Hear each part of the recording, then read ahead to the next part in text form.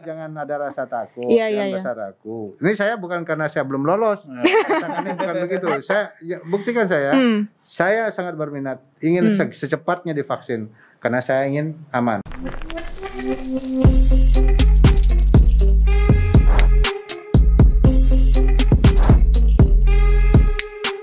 Salam sehat dan salam berbahagia buat sahabat semua dimanapun berada.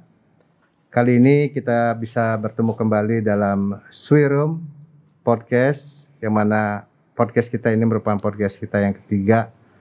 Dan hari ini kita akan mencoba membicarakan bincang-bincang berkaitan dengan kesehatan, khususnya berkaitan dengan COVID-19. Maka itu hari ini saya bersama-sama ada Dr. Gunarte yang merupakan Dinas Kesehatan Badung. Om Swastiastu. Dan juga kali ini saya kedatangan sahabat dan adik saya yang satu-satunya cantik di sini. Oh iya dong. Halo. Dia adalah orang yang paling getol, ingin bertanya banyak katanya. Gitu. Jadi karena demikian ada pertanyaan-pertanyaan memang bersumber dari masyarakat yang dia sering dengarkan. Dia ingin bertanya tentang seputaran tentang kesehatan masyarakat berkaitan COVID ini.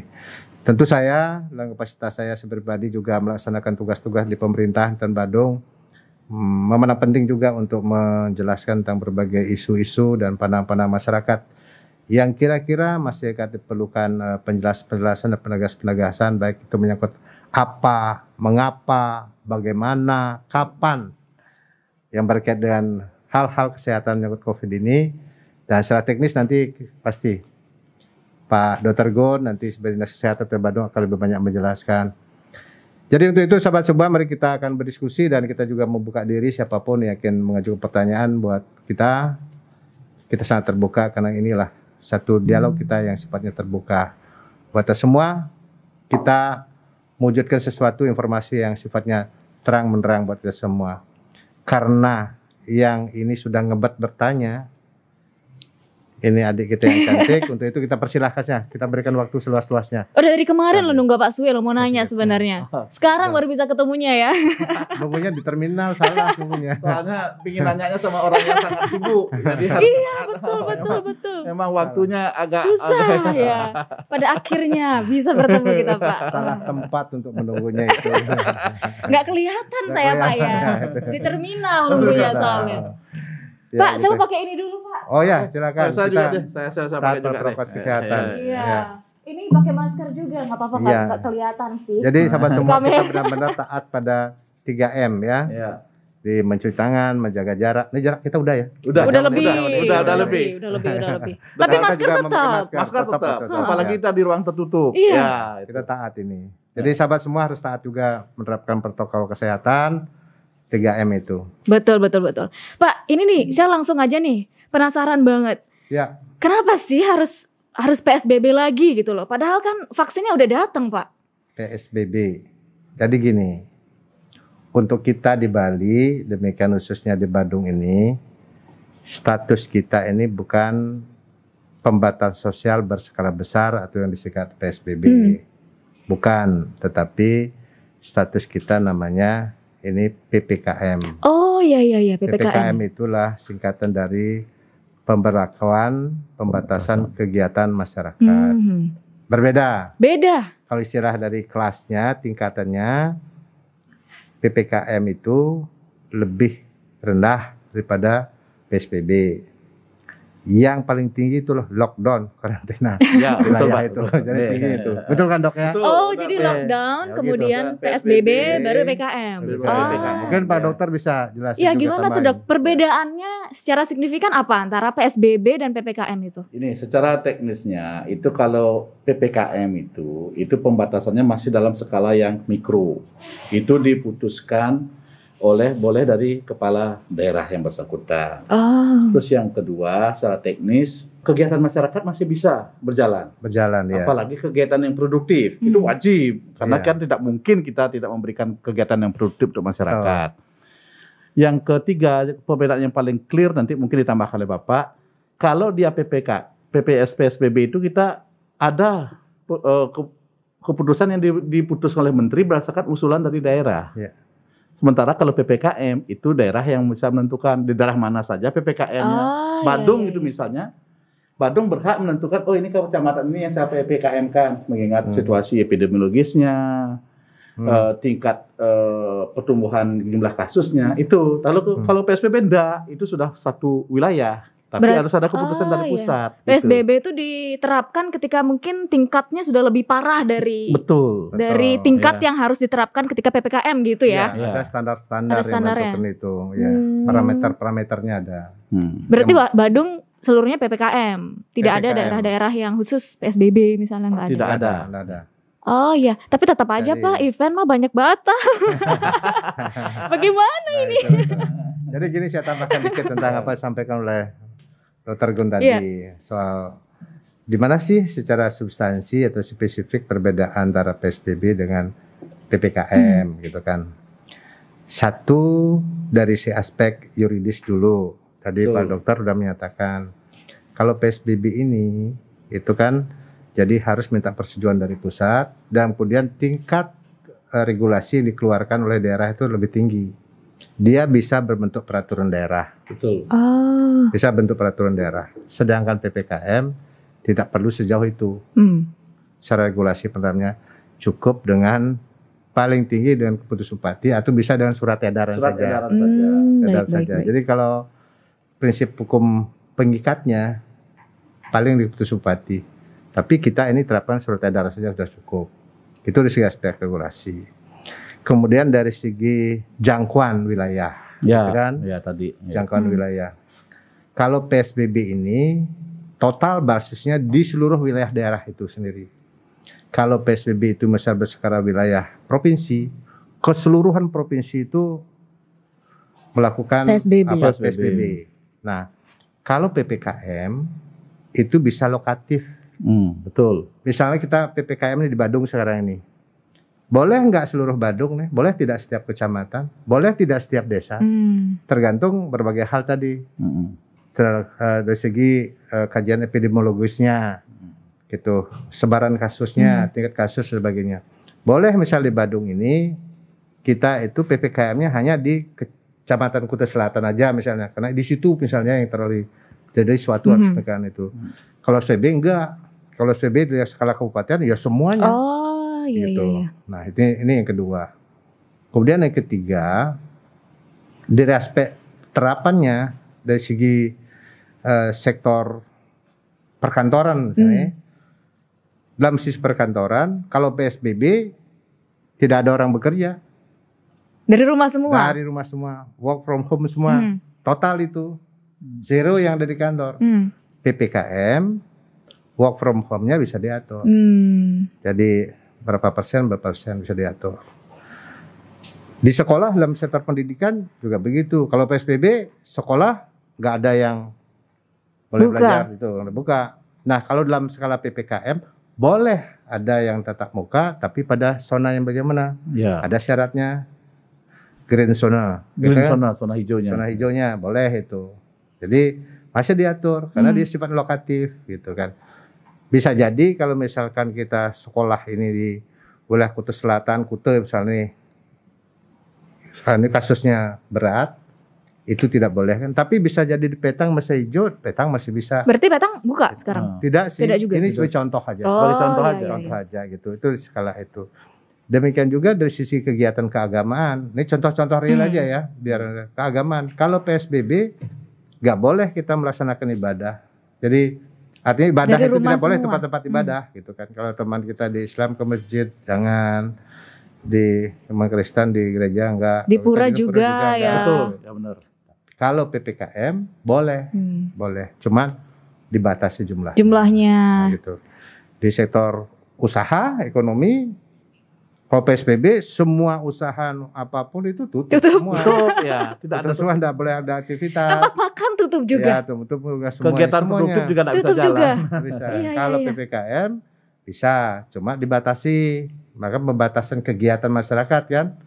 Jadi batasi apa? Jumlah orang yang dipekerjakan, dibatasi jumlahnya, waktunya dikurangi. Waktunya sampai jam berapa Pak kalau PPKM? Nah sekarang ini kita sepakati itu sampai jam 21.00 WITA.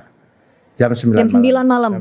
Sudah harus tutup semua ya? Harus tutup semua. Wah, ini yang mau dating, yang mau dinner berarti nggak bisa ini ya. Harus jam 7 dinner ya biar bisa pulang jam 9. Jam 7 udah datang, jam 9 udah pulang. Udah last order jam 8 Pak ya. Ada mungkin lagi satu Pak ya, yang terkait kewajiban pemerintah itu loh Pak ya. Oh iya. Kalau PSBB itu, mungkin bisa dijelaskan oleh Bapak. Ya. Ada juga, kalau PSBB itu wajib pemerintah untuk menyiapkan kebutuhan pokok masyarakat, setidak sembakonya itu. Wajib itu. Karena dia itu PSBB itu dia tidak boleh kemana-mana, harus diam di rumah, tidak boleh kemana-mana. Jadi kan kebutuhan pokoknya harus kita penuhi. Karena akibat kita lah kebijakan itu harus kita berikan masyarakat. Nah, dalam PPKM ini nggak wajib. Karena masyarakat itu masih dapat berproduktif, masih dapat beraktivitas. Cuma dari segi keterlibatan orang yang terbatas, dari sisi waktu saja dikurangi. Tapi kalau orang bekerja harian begitu nggak ada ruginya di segi waktu, karena mereka kan mungkin bekerja sampai jam 19 gitu misalnya, itu kan, kecuali mereka pada sektor-sektor usaha malam itu semacam itu aja. Iya, tetap PPKM begitu. Yang... Jadi bedanya situlah, contoh-contoh real saja lah. Signifikan sih bedanya. Hiburan malam yang pasti harus tutup Pak ya, itu tidak ada tutup, toleransi. Jam 21. Semuanya. Oke. Terus berarti di Badung semuanya diberlakukan PPKM Pak, atau ada wilayah yang tidak? Untuk kita di Bandung kita berlakukan semuanya. Kita berlakukan semuanya. Ini kan menyangkut dari sisi kita. Di Bali ini susah kita membedakan semacam itu karena ada satu aspek kegiatan sosial masyarakat yang selalu sama di mana saja semua wilayah.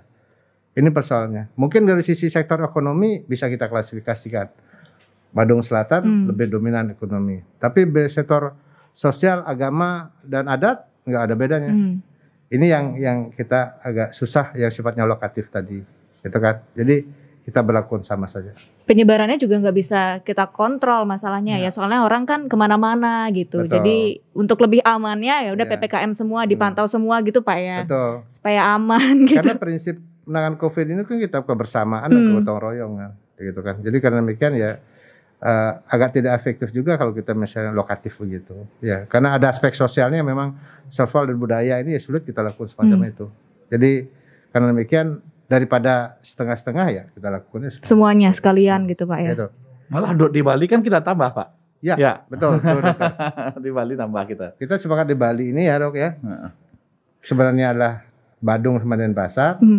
Tapi karena kita sepakat melakukan upaya bersama-sama, maka 5 kabupaten. Denpasar, Badung, Gianyar, Tabanan, Kelungkung. Sampai kapan Pak jadinya? Sesuai jadwal, tanggal 11 sampai tanggal 25. Iya. Kalau ada sesuatu terjadi mungkin bisa diperpanjang gitu ya. Nah, itu urusan pusat itu akan diperpanjang atau gimana? Nanti kan ada parameter-parameter yang dipakai menilai apakah Bali udah bisa lepas dari PPKM atau tidak. Itu biasanya nanti akan ada evaluasi H-2 dari tanggal 25 tersebut. Semoga tidak diperpanjang lagi sih. Kita berharap begitu. Tapi kata kuncinya masyarakat semua. Jadi karena itulah kita berharap masyarakat agar selalu taat, disiplin gitu kan, dan kemudian juga selalu menjaga diri, memproteksi diri juga memproteksi orang lain gitu kan. Jadi sepanjang masyarakat juga tidak mau taat, disiplin, tidak memproteksi diri, ya susah juga kita lakukannya. Dalam kehidupan bermasyarakat, seketat apapun aturan itu, kalau tidak ada kesadaran diri sendiri, itu aturan hanya sebuah catatan berat pada sebuah tulisan saja. Ya. Kalau tidak dimaknai dan dijalankan Pak ya. Masalah kita kan di sana Pak. Ya betul. Kok pas Pak ya? Baik. Terus Pak di Dinas Kesehatan berarti biasa sekarang ke kantor juga, atau dibatasi juga orang-orangnya yang boleh ke kantor Pak? Nah, itu kan sudah diatur deh Mas ya. Jadi pada kantor-kantor yang pelayanan publik, apalagi yang di Fasiankes itu diatur khusus.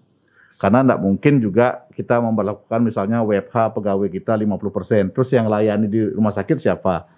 Yang layani di puskesmas siapa? Jadi kita pilih kalau di lingkungan Dinas Kesehatan itu yang melakukan pelayanan langsung kepada masyarakat itu sesuai jadwal. Tapi yang bekerja di administratif ini yang bisa kita atur. Mungkin sekitar 50-50 yang masuk kerja. Karena tidak mungkin nih. Justru perangnya sekarang ini perangnya orang kesehatan. Jadi mereka lah yang harus menjadi tentaranya jadi sekarang. Jadi garda terdepan ya Pak ya. Ya, seperti itu. Masyarakat sih yang garda terdepan. Masyarakat yang garda terdepan. Baru ada kesehatan juga sih. Habis kalau sakit kan pasti carinya tenaga kesehatan. Jadi kita begini, sekarang ini kan upaya kita dalam menekan angka penambahan kasus itu kan yang kita lakukan penerapan disiplin dan penegakan hukum, kan gitu kan. Maka dalam hal penerapan sipil dan penegakan hukum kan ada komponen-komponen lain dari tenaga kesehatan yang dikoordinir oleh dinas kesehatan. Yang menerapkan sipil dan penegak hukum ini apa?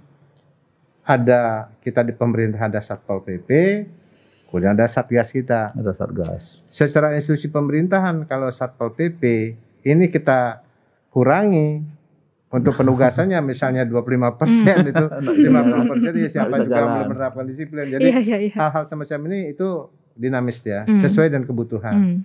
Berbeda dengan dinas-dinas yang lainnya. Jadi dalam hal ini adalah Satpol PP, Badan Penanggulangan Bencana dan Dinas Perhubungan. Dinas Perhubungan, ya. Di sini dia adalah orang instansi yang memang secara real di lapangan membutuhkan tenaga yang lebih, atau orangnya itu, jadi mereka ini tidak bisa kita ikat semacam itu. Iya. Itu dinamis mereka. Nggak bisa kerja dari rumah istilahnya. Bisa. Ada yang melanggar online gitu, kamu nggak bisa harus datang langsung. Mas nelpon lagi sakit perut, tak bisa saya dari rumah, tak bisa saya gini. Diayamin gitu Pak. Diayamin itu. Nggak bisa, iya betul. Ada orang-orang yang melakukan operasi lapangan di lapangan, penerapan disiplin penegakan hukum. Iya, jadi mau nggak mau harus terjun langsung ya. Iya. Jadi membutuhkan tenaga yang banyak. Pak, kalau PSBB berarti tadi kewajiban pemerintah harus memberikan kebutuhan pokok ya. Nah, ini juga saya baca di PPKM ada BLT juga Pak Badung. Itu gimana? Siapa aja yang boleh menerima? Oh ya betul. Ini lebihnya Badung. Bagi-bagi. Di tengah keterpurukan pariwisata, lebihnya Badung. Tetap ya. Jadi kita lebih bisa peduli ke masyarakat. Kendati pun tidak wajib, tapi pemerintah Kabupaten Badung buat kebijakan selalu memberikan perhatian yang sungguh-sungguh pada masyarakat. Bahwa beban beratnya masyarakat itu sudah kita ketahui. Kendati pun sedikit, kendati pun kecil, tapi kan hikmah yang besar. Gitu. Nah, yang bagaimana diberikan? Kita juga mengacu pada aturan yang berlaku. Yang kita berikan adalah yang pasti adalah masyarakat yang berdampak dari akibat COVID ini, COVID-19, dan yang jelas adalah mereka-mereka yang belum mendapatkan bantuan atau yang tidak mendapatkan bantuan selama ini. Karena apa? Ya, satu sisi aturan yang terpenuhi, mereka itu tidak boleh mendapatkan bantuan yang ganda. Ganda itu baik dari segi jenis bantuan maupun ganda dari segi sumber pemberi bantuan. Artinya dari segi jenis bantuan gandanya itu kalau dia sudah dapat sembako nggak boleh dapat BLT lagi, atau dia sudah dapat BLT, misalnya atau dia sudah dapat dari dana desa, BLT dana desa, nggak boleh dapat ini sembako lagi. Itu sumber ganda dari program itu. Dari sumber pembantuan, kalau itu sudah diberikan bantuan apapun itu dari pemerintah pusat misalkan, nggak boleh lagi dapat di kabupaten, itu ya.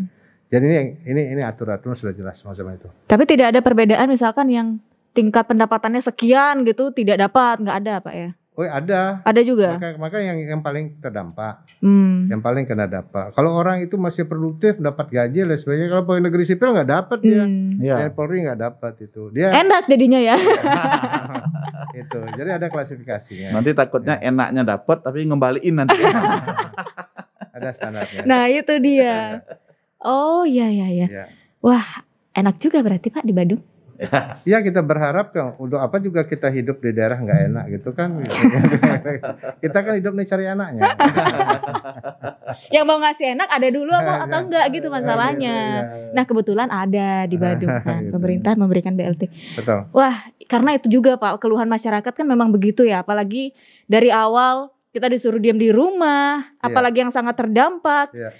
Kita tidak bekerja, mau makan dari mana gitu. Kalau tidak memang pemerintah hadir ya syukurlah. Sampai sekarang berarti masyarakat Badung ya ada perhatian pemerintah sebegitu besarnya untuk mereka gitu. Ya sudah sangat perhatian itu. Sebelum BLT ini aja datang, kami sudah buat formulasi sebenarnya. Dari berbagai jenis bantuan masa pandemi ini, baik dari yang apapun jenis bantuannya, yang bersumber dari pusat sampai dengan di anggaran desa itu di Badung ini saya formulasi 42% masyarakat di Badung itu mendapatkan bantuan selama masa pandemi. Wow. 42%. Nah, logikanya gini. Kalau kita mencari orang 42% itu mendapat bantuan itu orang yang bagaimana? Nah, kita lihat sekarang. Sebenarnya di masa pandemi ini menurut aturan itu yang terdampak itu yang paling kena dampak itu orang rumah tangga miskin. Nah, kita lihat sekarang rumah tangga miskin di Badung ini berapa? Di tahun 2019 sebelum pandemi itu rumah tangga miskin itu hanya 1,78%. Ya. Tahun 2019. Ya, ketika pandemi ini naik menjadi 2,02. Kalau itu 42% sudah mendapatkan, anggaplah sekarang 2%. Iya. Orang kakak miskin itu, yang 40%-nya orang apa ini? Iya. Kan orang bukan orang miskin kan? Bukan orang miskin. Tambah sekarang, yang paling berikutnya setelah orang miskin, grade keduanya orang gimana nih? Yang paling kena dampak ini adalah orang yang disabilitas. Karena kan mereka cacat fisik dan sebagainya, mereka produktivitasnya lebih sedikit lah daripada orang normal. Berapa persen seorang orang disabilitas? Anggaplah 1%. Baru 3%. Baru 3%. Kan? Masih 39%-nya orang apa? Jadi bukan orang miskin dan bukan orang disabilitas. Artinya kelas menengah itu pun bahkan hampir dekat kayak sedikit sebenarnya sudah mendapatkan bantuan ini. Nah, kalau ada yang berteriak, itu orang berteriak, persoalannya adalah karena kita tidak boleh memberikan orang yang tidak memenuhi syarat. Gitu. Jadi wajar aja dalam kondisi begini. Namun porsi formulatifnya adalah masyarakat Badung itu sudah pada porsi yang jauh dari standar itu yang sudah kita berikan bantuan. Gitu. Apalagi yang BLT ini yang belum dapat kita berikan itu kan. Iya. Saya belum dapat Pak, ngomong-ngomong. Nanti gini. Orang Badung nanti mencerca saya nanti ya. Siapa itu siapa? Bercanda ya. Tapi kalau boleh ada boleh juga. Tapi kan tadi Yuma itu harus berderma. Saatnya memberi. Iya. Derma sekarang. Betul. Kan di awal tadi kan dibilang sama Bapak. Jadi kegiatan produktif itu kita tetap dukung oleh pemerintah dengan menjalankan tetap protokol kesehatan. Tetap ya. Keluar rumah untuk hal yang produktif tidak pernah ada larangan. Boleh ya. Ya, boleh. Tidak ada larangan. Yang penting tetap masker. Sepatutnya apa yang dilakukan untuk menjaga kesehatan harus tetap dilakukan gitu Pak ya. Jadi prokes COVID-19 ini sekarang menjadi hukum wajib dalam kehidupan. Hukum wajib itu. Jadi hukum wajib. Maka hukum wajib kita harus begitu. Iya. Gitu. Sebenarnya memang harus begitu ya Dok ya. Sebenarnya dari dulu ya. Betul. Kita sering diajari untuk cuci tangan terus. Tapi sekarang baru ada COVID baru mulai repot gitu ya. Padahal itu yang benar ya, yang harusnya kita terapkan. Datang dari luar sampai di rumah mandi. Terus kalau komunikasi jarak dekat kita harus lindungi diri. Itu sebenarnya ajaran-ajaran dulu yang sekarang muncul lagi.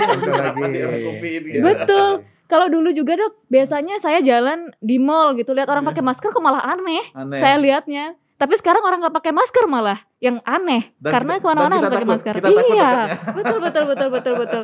Mungkin karena itu kali ya. Ini orang nih bandel-bandel banget. Jadi udah dikasih COVID biar semuanya menjaga diri, menjaga kebersihan gitu ya. Jadi sekarang itu terbalik. Kalau ingin menjadi orang aneh gampang. Apa itu? Jangan pakai masker. Betul. Kalau dulu menjadi orang aneh apa? Pakai masker. Iya, pakai masker. Saya aneh, ngapain sih orang pakai masker gitu Pak dulu bener. Sekarang malah kebalik mindsetnya. Malah itu yang benar. Iya, yang benar yang begini sebenarnya cuci tangan, pakai masker. Karena kan virus kan bukan cuma COVID doang. Betul. Dari dulu flu, influenza itu kan juga harus jaga jarak supaya nggak menular ya Dok ya. Benar nggak saya Dok? Kalau dulu Yumas pakai masker kan untuk nutupi jerawat. Betul Pak, tahu banget. Kalau sekarang nggak enak pakai masker karena kulitnya udah mulus, kok nggak bisa diganti ini. Tapi gini dok. Pakai masker sekarang itu terjadi penghemat ekonomis buat perempuan. Kenapa? Nggak perlu pakai lipstik lagi. Iya sih, betul. Iya benar. Aduh, Pak Su ini ngerti banget ya sama yang gitu-gitu ya. Pasti langsung turun nih dari ibu wakil langsung Pak saya nggak perlu beli lipstik lagi. Budgetnya turun. Budgetnya turun ya. Tahu banget Bapak ya. Bedak juga berkurang, gitu kan, merah pipi berkurang gitu kan. Iya betul. Cost operating istrinya Costnya berkurang. Wah berarti Pak Sui makin bahagia juga nih Pak. Ke salonnya juga kan agak jarang juga. Karena iya sih keluar nggak perlu lagi repot pakai ini itu karena udah ketutup masker kan, nggak repot. Nah Pak ini kan kita PSBB sudah, sekarang PPKM. Terus vaksin juga sudah berangsur-angsur datang, sudah ada yang mulai divaksin juga kan. Ya, betul. Tapi bandara nggak buka-buka Pak, gimana tuh Pak? Bandara internasional. Jadi susah kemana-mana ya. Sampai sekarang Kayaknya gimana ada tuh Pak? penerbangan internasional maksudnya nih ya. Oke. Jadi gini deh Maya, jaga masyarakat, jaga sahabat semuanya. Jadi kita begini nih, bahwasannya dalam satu negara yang terpenting itu tugas pemerintah itu adalah mengutamakan keselamatan rakyatnya. Itu hukum negara itu. Dari sebuah negara apapun itu. Nah, sekarang ini karena pandemi COVID semacam ini, maka masyarakat harus kita lindungi. Dia jangan sampai banyak yang terpapar kena virus corona ini. Nah, karena kita tahu bahwa penyebarnya antara interaksi orang ke orang, kemudian juga ini datangnya juga dari negara lain, jadi itu negara lain juga banyak yang zona merah, maka tentu ini harus masyarakat, pemerintah juga harus hati-hati. Dan yang terpenting juga buat masyarakat ini diketahui ya, jikalaupun pemerintah membuka, itu kan, membuka penerbangan internasional, lebih-lebih penerbangan internasional itu adalah untuk pariwisata, jangan berpandangan bahwa membuka ini itu ibaratnya membuka pintu rumah yang rumah itu memiliki beberapa pintu kita buka semuanya, bukan begitu maknanya. Lalu tapi ada selektif juga. Jadi pemerintah itu membuka buat negara mana, gitu kan? Itu negara mana? Antara dua negara ini harus bersepakat. Kita membuka untuk buat negara tertentu, negara itu juga harus membukakan warganya untuk mengizinkan datang ke kita. Maka dari sisi pariwisata ini namanya travel bubble. Di kesepakatan antara dua negara untuk melakukan kegiatan pariwisata. Jadi sementara ini kan masyarakat mana dibuka aja. Tidak seperti itu. Jadi ada dengan dua negara.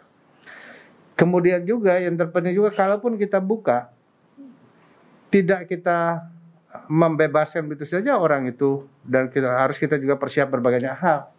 Contoh gini, kita misalnya membuka buat dengan negara Jepang, kita setuju, orang negara Jepang datang ke sini. Ketika datang ke sini itu berbagai harus dipikirkan.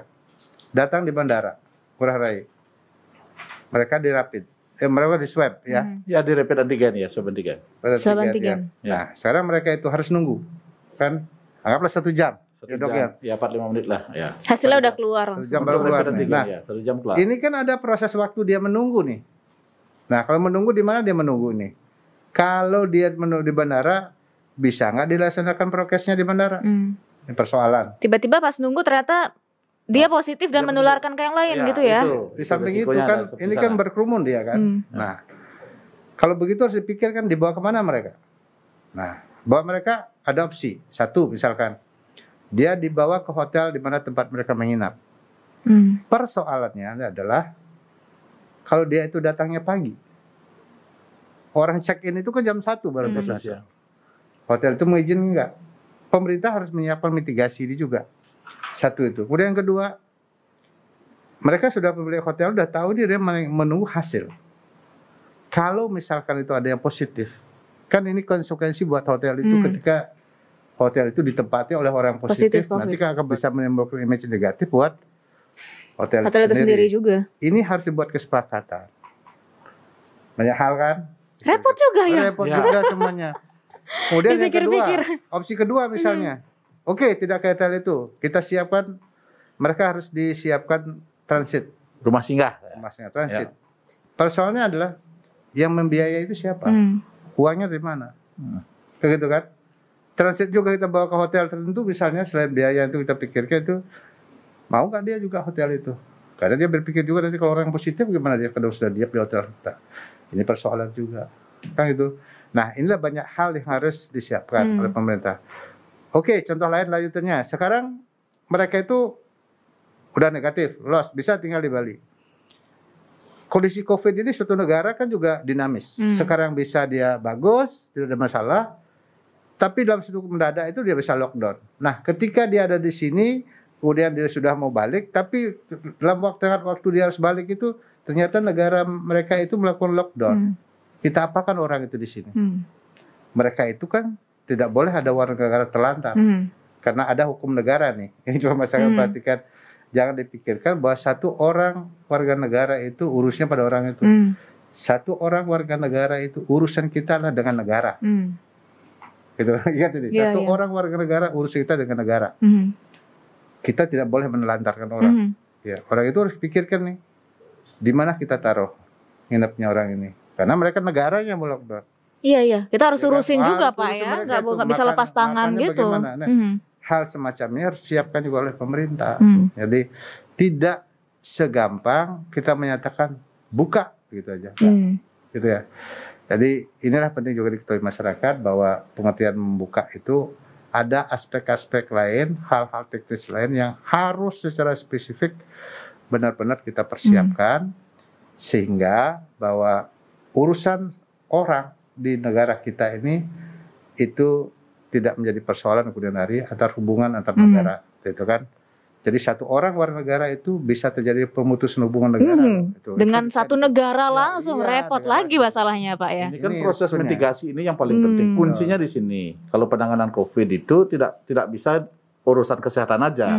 Ini banyak sektor yang terkait, terutama yang di hulu yang seperti dikatakan Bapak tadi, itu lintas sektor, lintas negara malah. Ini yang perlu kesepahaman yang sama. Prosesnya di sana nanti masalahnya seperti yang dikatakan Bapak tadi. Kan namanya kita harus menjaminkan orang di sini. Ya, kita membuka peluang itu, orang sudah datang ke sini, apa jaminan kita nih? Gitu kan. Untuk mereka itu aman dan nyaman. Nah, itu dia. Ntar salah-salah kita nggak ngurusin, muncullah berita. Langsung pemerintah Jepang viral langsung misalnya. Iya. Perhatikan. Nah, gitu juga tuh ke masyarakat berarti soalnya saya banyak denger ocehan juga Pak dari masyarakat. Ini gimana sih? Kita tuh hidup dari pariwisata, harusnya kan dibuka. Iya, udah lama sekali. Tutup ini, tutup nggak ada pemasukan bla bla bla, kita harus bla bla. Bahwa itu yang harus dipikirkan nih teman-teman semuanya, banyak sekali ternyata. Yang buat pusing juga, saya dengerin aja pusing, apalagi dilaksanakan harus detail seperti itu Pak ya. Harus detail kita pikirkan. Ingat ya, dalam hukum negara pemerintah yang utama adalah selamat masyarakat itu. Kalau pemerintah sekarang misal membuka ini penerbangan internasional, misalkan orang warga negara Brasil diberikan datang ke sini, Brasil udah kita tahu zona merah, Jerman misalnya itu dan negara lain, itu kan pemerintah nggak memperhatikan keselamatan rakyat. Jadi itu saya maksud itu bukan buka semuanya, bukan semua pintu-pintu rumah itu kita buka-buka nggak gitu. Jadi ada masih ditutup, yang mana dibuka, yang mana aman itu saja dibuka gitu. Urusannya nyawa soalnya. Gitu. Bukan nyawa kita doang, nyawa orang. Nyawa warga negara lain lagi ini masalahnya. Betul. Repot juga ya Pak ya. Wah, itu ngurusin itu biaya juga keluar banyak sekali. Jadi tidak sederhana. Tidak sesederhana. Kita bayangkan buka, orang akan datang ke sini gitu. Bukan hanya sebatas itu. Dan tidak sesimpel, yang penting protokol kesehatan diberlakukan tidak sesimpel itu juga Pak ya. Orang dengan protokol kesehatan aja bisa tertular ya Pak. Ya Pak. Ini Pak Dok. Kan banyak pertanyaan di masyarakat, kalau benar ada COVID kenapa orang kesehatan itu bisa kena? Udah pakai masker, udah pakai APD, pakai APD. Tapi mereka kan 24 jam pakai APD. Bisa jadi setelah mereka tugas, mereka di rumah, keluarganya ada kena, tertularnya di rumah. Nah seperti itu. Jadi kalau saja dia pemakaian APD-nya bagus, benar secara protokol itu tidak tertular mereka. Tapi sekarang dengan transmisi lokal kita tidak tahu siapa yang positif, siapa yang enggak. Jadi inilah pentingnya kita selalu yang seperti dikatakan Bapak Wakil tadi, 3M-nya itu harus jalan kita di masyarakat sekarang. Harus jalan dan ada juga lah mungkin di saat masyarakat yang kadang-kadang mau ngerasa ngap mungkin sesekali membuka maskernya misalnya, yang kita nggak tahu ternyata menularkan ke yang lain, kita nggak tahu juga. Jadi tidak sesimpel itu. Tidak. Pada saat membuka masker, usahakan jangan sampai ada droplet yang keluar dan jaga jarak dengan teman. Gitu. Iya. Jadi melihat dari makna tadi apa yang sampai Pak Dokter itu, disiplin di sendiri itu nggak cukup. Harus disiplin bersama-sama. Kalau saya disiplin, dia cuma nggak disiplin sama aja. Mungkin juga sebaliknya. Makanya disiplin bergotong royong. Itu sekarang ini. Harus solid semuanya, sama. Disiplin semuanya aman jadinya gitu. Berarti sampai waktu beberapa minggu, beberapa bulan bandara internasional masih. Sepanjang kasus kita seperti ini ya. Masih lebih baik untuk ditutup dulu Pak ya berarti memang harus begitu. Coba kalau ini pemerintah gegabah membuka, berarti kan hukum negara nggak berjalan. Hukum negara itu apa? Pemerintah tidak melindungi rakyatnya, membiarkan masyarakat itu agar mudah terpapar penyakit ini gitu kan. Itu nggak boleh itu, nggak boleh itu. Ingat itu hukum negara, keselamatan rakyat itu adalah hal yang paling utama. Istilahnya pemerintah itu sayang lah sama masyarakatnya gitu. Pasti. Makanya dilindungi sebegitunya gitu. Kalau udah kolaps semua mau pariwisata dibuka ya gimana, udah kolaps semua kan gitu Pak ya. Sayangnya Pak Suwi ke rakyat Badung itu sama dengan sayangnya pacarnya Yumas dengan Yumas. Kalau nggak punya gimana Pak? Dalam gitu. Dalam ya benar. Bapak bisa aja mah. Pasti playboy nih, Bapak masih muda Pak ya. Enggak, saya udah insaf. Udah tobat Pak ya. Istri nonton mungkin. Aduh, iyalah. Baiklah nih. Mantap ini. Pak, nih ngomong-ngomong ya. Kalau Badung ini kan kaya ya. Aduh, udah belak-belakan aja deh bilang dibandingkan daerah lain kan Badung wah kaya, PAD-nya gede banget gitu. Tapi masih juga memberlakukan denda kan Pak? Kalau yang nggak prokes ya berapa, 100.000 apa? Kalau nggak salah saya dengarnya ya. Masih 100.000. Masih 100.000. Kenapa sih Pak dikenain denda? Kenapa nggak suruh push up atau nggak nyanyi gitu kan? Udah kaya juga Pak. Jadi gini. Kita persoalannya bukan pada sisi nilai uang, bukan pada sisi nilai uang. Hidup itu, apalagi sebuah institusi itu, ini harus kita memberikan reward pada orang yang taat dan harus memberikan punishment pada orang yang tidak taat, apalagi salah. Itu hukum hidup itu, gitu kan? Hukum hidup yang kedua, pemerintah adalah pemerintah harus melindungi orang yang benar, harus melindungi orang yang taat, dan harus mengajari ataupun memberikan sesuatu pembinaan ataupun hukuman pada orang yang tidak taat. Karena sejatinya adalah kita melindungi orang yang lebih banyak. Nah, karena itu bukan dilihat dari 100-nya. Secara real saja begini nih. Kita bersama nih. Kalian semua Anda sekian orang ini adalah disiplin. Berasa 3M. Saya nggak disiplin. Saya didenda 100.000 nih. Masa sih saya yang dibela yang denda 100.000? Sedangkan saya tidak disiplin. Kalau saya positif, sekian orang itu akan potensi positif. Ya, positif. Kalau dia positif, potensi itu dia dikarantina 14 hari loh. Paling tidak itu. Betul. 14 hari itu kan mereka tidak bisa produktif. Ini kita hitung-hitung nilai ekonomi kan. Mereka orang lainnya temannya tidak bisa produktif dia. Kalau dia misalnya produktif bekerja, dapat duit satu hari itu dapat 200.000.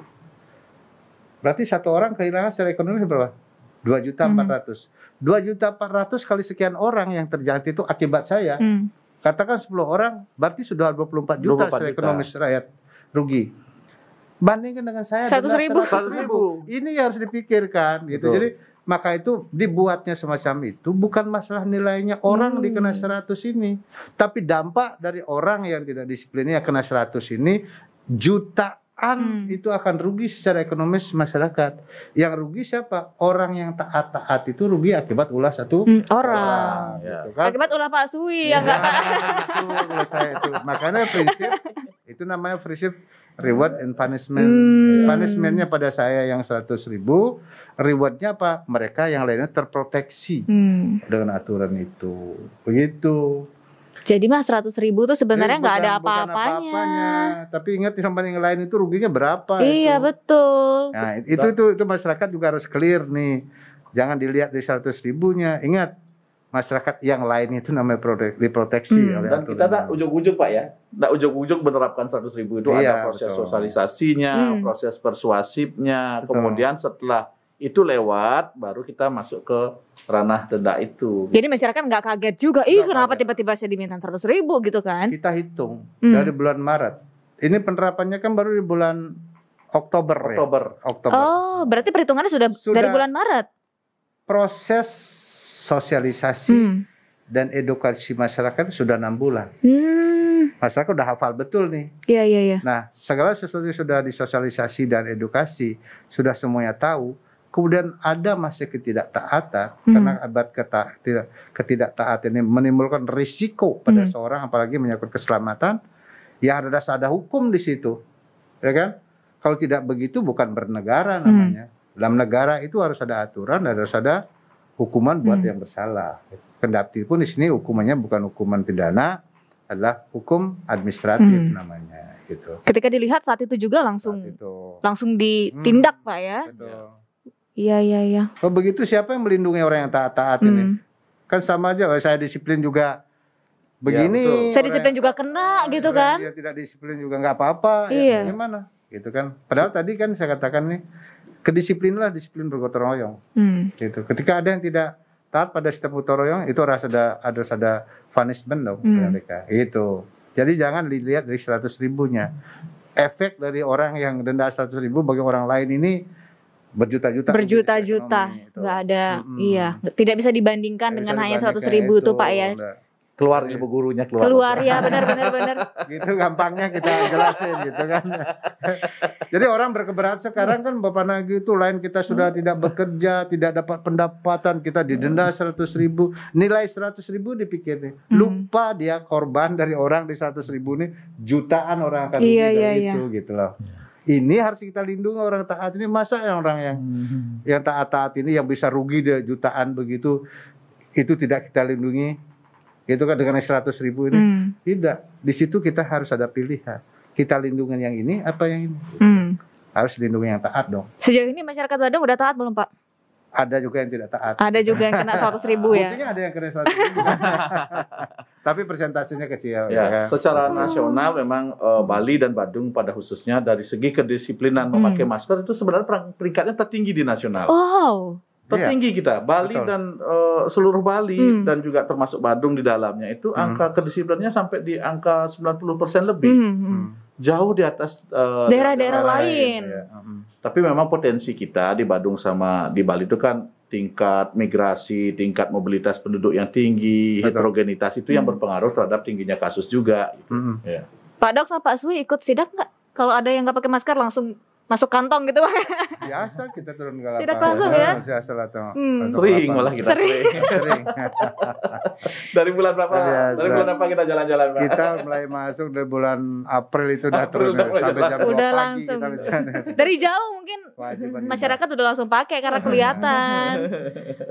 Pak Dok sama Pak Sui dari jauh mereka apalagi jadi takut. pada masa edukasi dan sosialisasi itu kita harus sering berinteraksi kan. Kendati pun risiko, tapi itulah berisiko buat kita di kesehatan. Tapi itu risiko seorang pemimpin. Ketika masyarakat tentang ada bencana, ada masalah, kita harus pandai tampil. Kendati pun kita itu risiko buat pribadi gitu. Kalau dalam begitu masyarakat juga nggak boleh kemana-mana, nggak boleh ngapa-ngapain. Pemimpin juga diam di rumah, ya siapa yang? Iya betul. Karena masyarakatnya gitu. Prinsipnya kan begitu. Iya.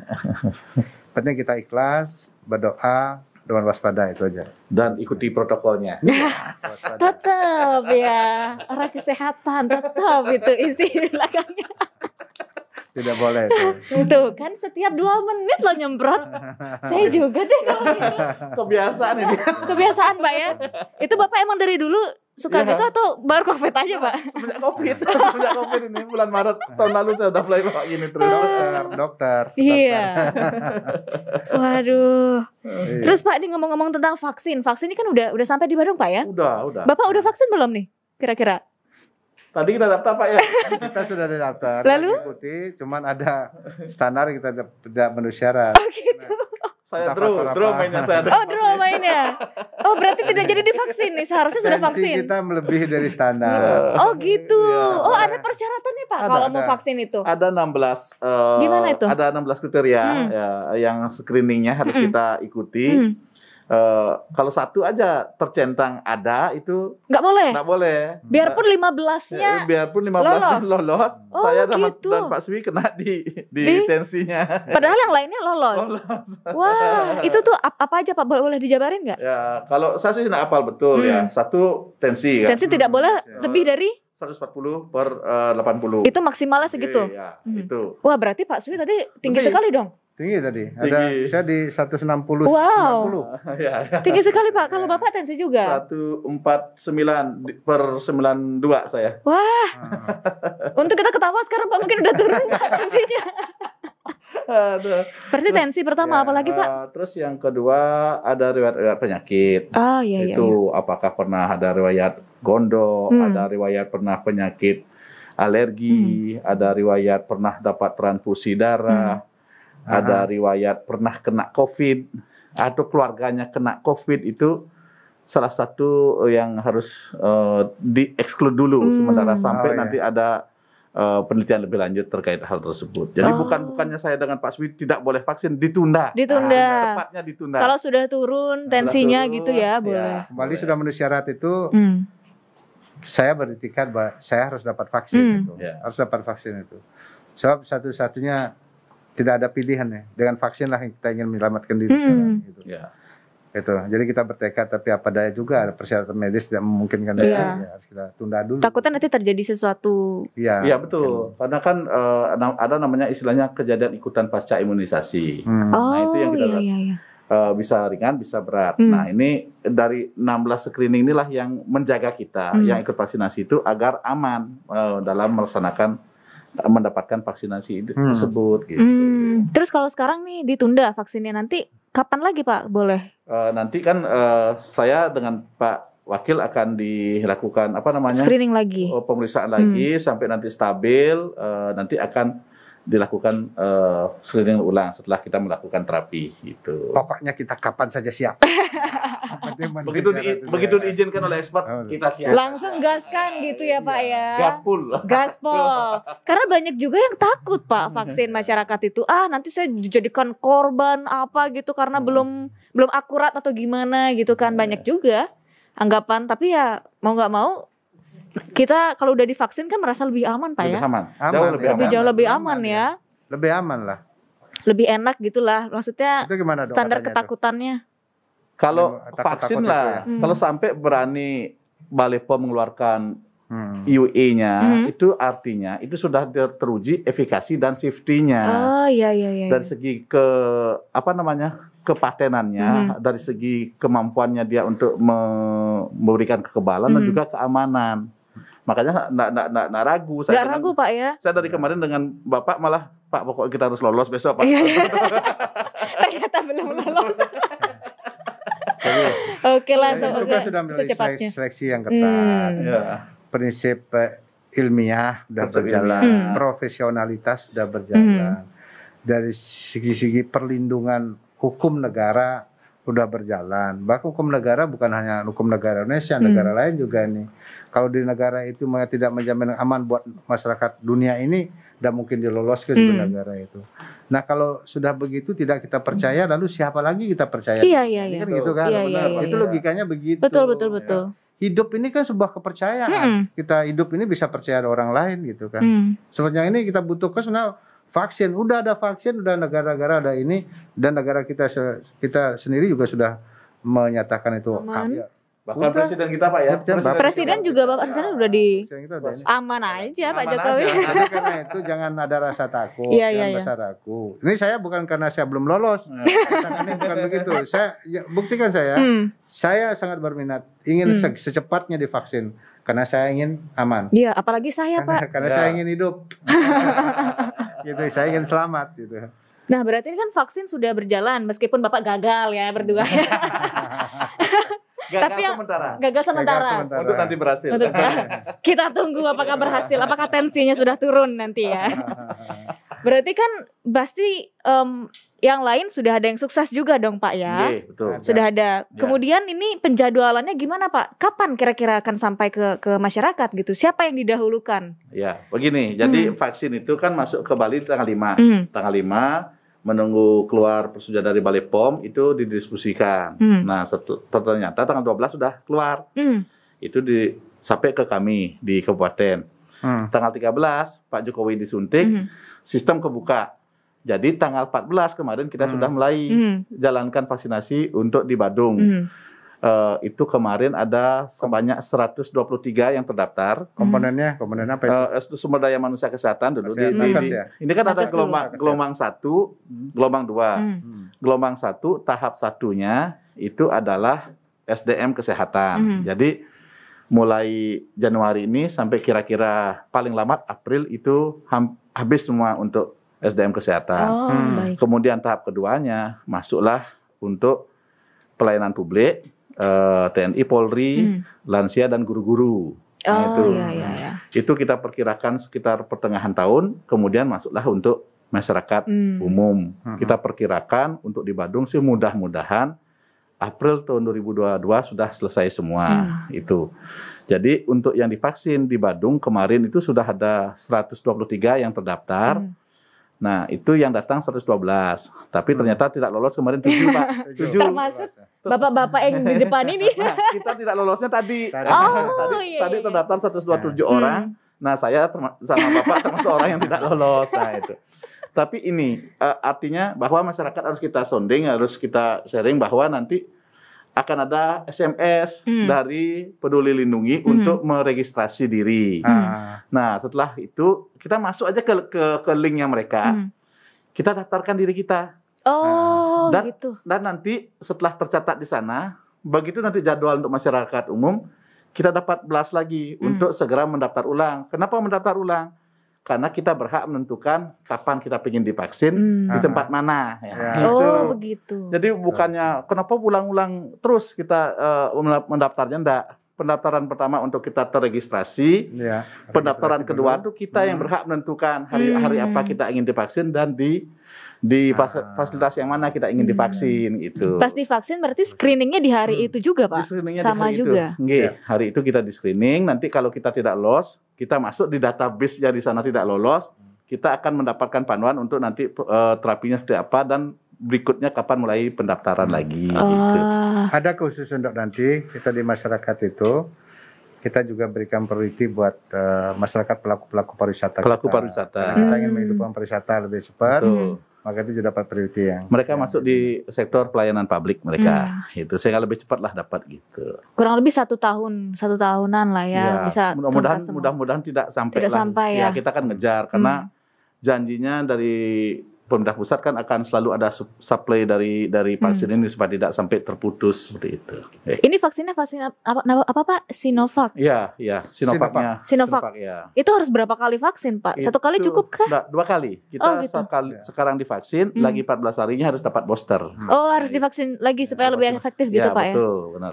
Gitu. Itu yang kedua kali harus daftar lagi masyarakat atau enggak, sudah terregistrasi kita langsung lagi. Datang lagi. Ini. 14 harinya ya berarti. Sudah langsung keluar sistem dan kalau ini teman-teman yang tadi sudah divaksin langsung begitu selesai divaksin di input langsung mereka dapat sertifikat Anda sudah mendapatkan vaksinasi COVID. Dapat sertifikat. Langsung.